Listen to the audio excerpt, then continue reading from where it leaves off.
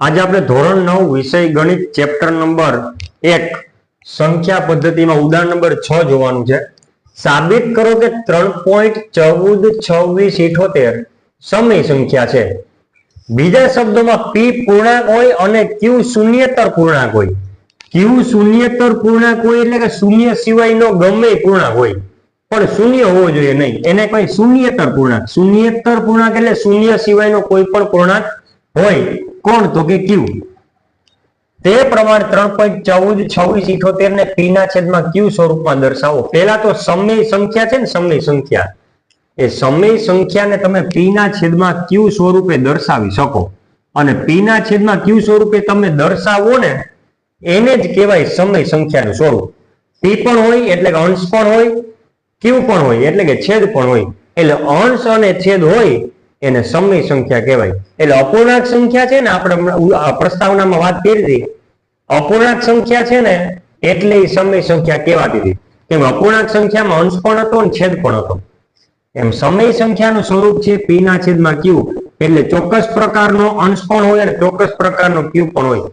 p છે ને એ ગમે ચાલે, એ તો શૂન્ય પણ ચાલે. p છે ને શૂન્ય હોય તો પણ ચાલે, પણ q શૂન્ય ન હોવું જોઈએ. શૂન્ય સિવાયની ગમે સંખ્યા હોવી જોઈએ. એક્ઝામ્પલ તરીકે જો p છે ને આપણે લઈએ 1 અને q છે એ લઈએ 5, તો p છે p એ 1 થયો અને q છે એ શૂન્યેતર, શૂન્ય સિવાયનો શૂન્યેતર આંકડો કયો થયો? 5. તો 1 ના છેદમાં 5 અંશય લખી શકાય, છેદય લખી શકાય, તો એ સમય સંખ્યા થઈ. હવે હું 0 ની વાત કરું, p ના છેદમાં q બરાબર, હું તમને એમ કહું 0 છે 0, એના ગુણાકારમાં 1 લ્યો તો પણ શું થાય? 0. અને એના છેદમાં તમે 1 લ્યો તો પણ શું થાય? 0. તો જો શૂન્ય છે એ p થઈ ગયો અને 1 છે એ શું થઈ ગયો? q. તો શૂન્ય છે ને એ પણ સમય સંખ્યા કહેવાય. કેમ કે શૂન્યના આપણે શૂન્યના છેદમાં 1 સ્વરૂપે લખી શકીએ કે નહીં? તો શૂન્યના છેદમાં 1 એટલે અંશય લખી શક્યા અને છેદય લખી શક્યા. એટલે p બરાબર 0 છે, q બરાબર કેટલો છે? 1 એટલે શૂન્ય ન હોવું જોઈએ, તો શૂન્ય નથી. q છે ને શૂન્ય ન હોવું જોઈએ, 1. તો શૂન્યેતર સંખ્યા થઈ ને, તો શૂન્ય ભાગ્યા 1 એટલે કે શૂન્ય. તો આ પણ સમય સંખ્યા થઈ. આ પણ કઈ થાય? સમય. તમે ઋણ લ્યો તો -1 ના છેદમાં 8, તો p છે એ શું થયું? -1 થયું. q છે એ શું થયું? 8. અથવા તો તમે આમ લ્યો 1 ના છેદમાં -8, તો પણ 1 જ થયું ને, તો પણ -1 ના છેદમાં 8 જ થયું. તો p છે એ 1 થયું ને q છે એ -8 થયું.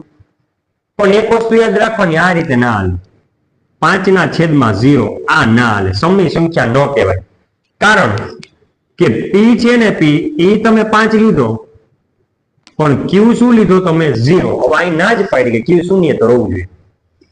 એટલે q છે 0 ના ચાલે.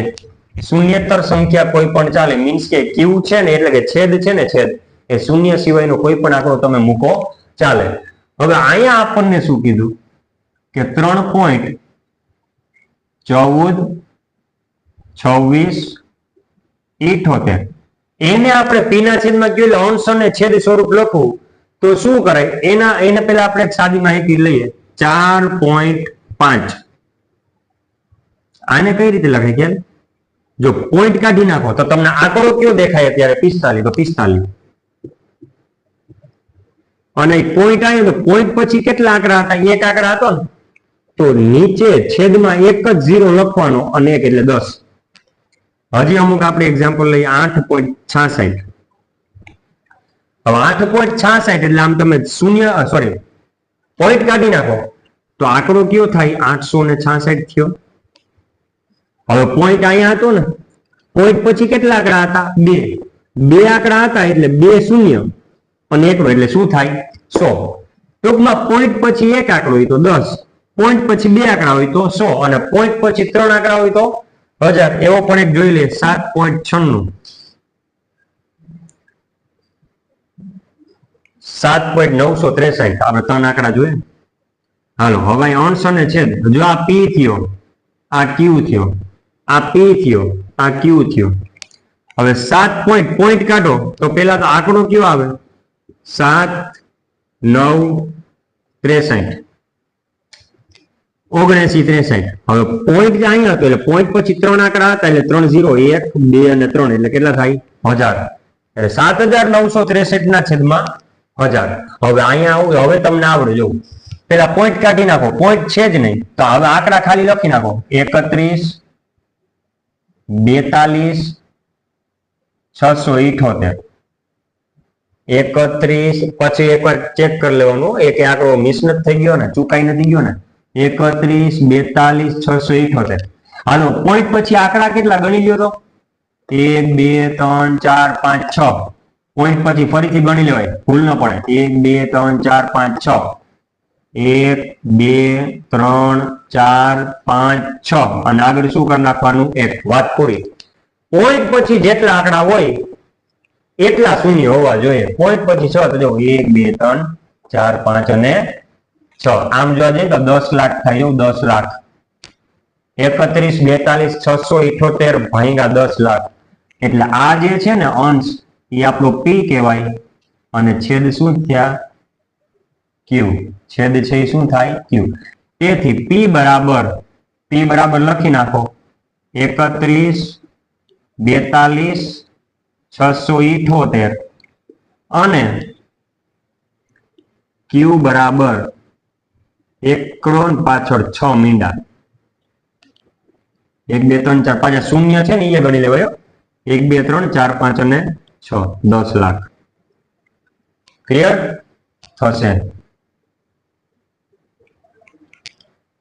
ચાલો ઉદાહરણ નંબર 6. અને આ જે અમુક આ જે છે વિશેષ સમજૂતી જે છે એ તો ખાલી મેં તમને એમને આપી હતી જેથી કરીને તમને સમય સંખ્યા કઈ કઈ હોઈ શકે એ તમને ખ્યાલ પડે. અને બીજી વસ્તુ કે તમને પોઈન્ટ પછી કેટલા આંકડા હોય તો આપણે છેદમાં ક્યુ તરીકે શૂન્યતર સંખ્યા કઈ કઈ લઈ શકીએ એ સમજવા માટેની આ ખાલી હતું. ક્લિયર. તો ચાલો આપણે ઉદાહરણ નંબર 6 અહીંયા પૂરું કરીએ છીએ.